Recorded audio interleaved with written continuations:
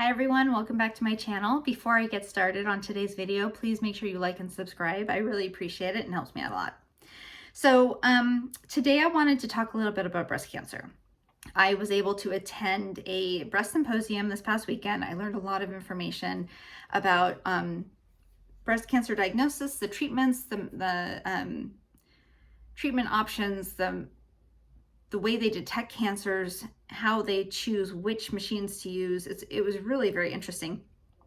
But the thing that I learned that really stuck out to me, that really scared me, is that the county I live in, which is Ventura County, has the highest rate of breast cancer diagnosis in the state of California. And that's terrifying. It's scary for me. It's scary for my kids. It's scary for my friends. I actually know a lot of people who have dealt with breast cancer, who recently been diagnosed with breast cancer and going through treatment right now, and who know others who have been gone through it as well. I also know a lot of survivors of breast cancer. So I feel like this is something that we really need to talk about more. So that's why I wanted to do this video. It's going to be short. There's a lot of information to unpack, and I just wanted to do it in some small little snippets for you all. So this will be part one of maybe 5. But I wanted to start by talking about how we can make all these little changes in our lives, which we should be doing, and I'm going to go through some of those changes, but you're never going to be 100% clear of exposure. And let me backtrack for a second. Of breast cancer diagnosis in the country, less than 2% are linked to genetics. So I do know people who have had the genetic gene for the cancer. I think it's called the BRCA1. And when my dad and my uncle both passed away from cancer, I wanted to get tested genetically because I wanted to make sure if I did have a higher risk, I'd take care of it. My doctor didn't feel like I needed to be tested, but I am also taking other steps in my life to reduce my chances of getting abdominal related cancer. My dad had rectal cancer. My uncle had an unknown something. We don't know what it was. So I am taking steps in my life to be more proactive, more healthy, and reduce inflammation and other things that would contribute to cancer for myself. So learning that the area I live in has the highest rate of breast cancer was scary.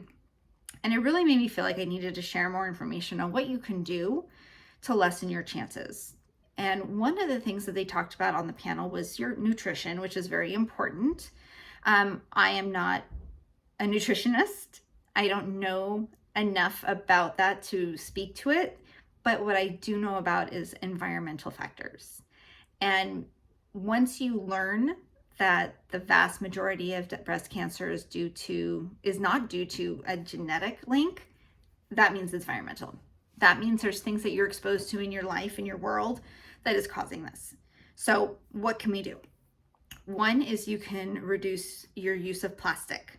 There are certain things you can't control. You can't control what the food people use to package their food, but you can control what you use in your home. Getting rid of your plastic Tupperware containers and switching to glass is huge. Not microwaving plastic with your food is huge. Using an aluminum or metal water bottle as opposed to plastic.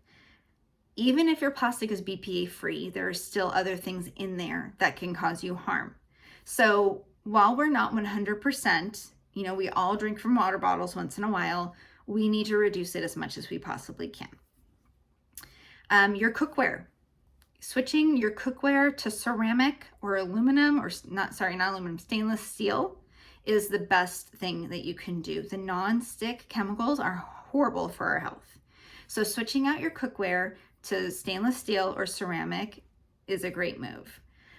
You can also look at your products in your home that you use to clean. And last but not least, of course, your personal care products. As you know, if you follow this channel, I work with Beauty Counter, and educating people about safer products is what I do. Switching out your products to safer will have a direct impact on your health and the health of your family members. So those are a few little things that you can do.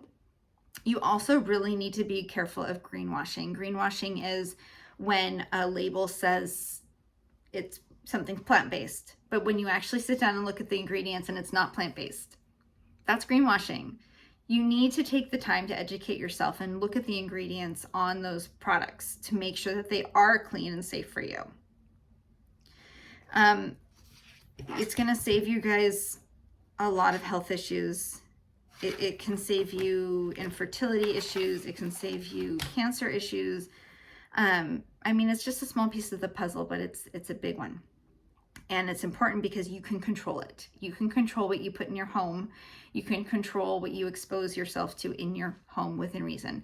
Also think of your furniture. If you're shopping for furniture, look for companies that don't use flame retardant. Look for companies, Pottery Barn does this too, I recently learned, that make sure that there aren't harmful chemicals on the fabrics used. And, you know, because it's something that you're exposed to day in and day out. I mean, think of your mattress.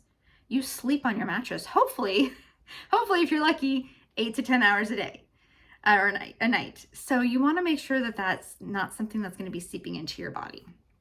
Okay, I do have a lot more information for you. I'm going to be trying to get myself a little bit more organized notes-wise, but like I said, I am going to be coming to you with a series of videos, not just on this, but how Beauty Counter has their 5 pillars that sets them apart and what they are doing to also help with this issue of health and wellness and reducing your exposure to bad things.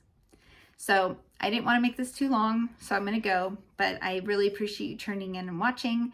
And if you have any resources regarding breast cancer or other environmental factors, please put them in the comments. I would really love to learn from you as well and read more about this topic.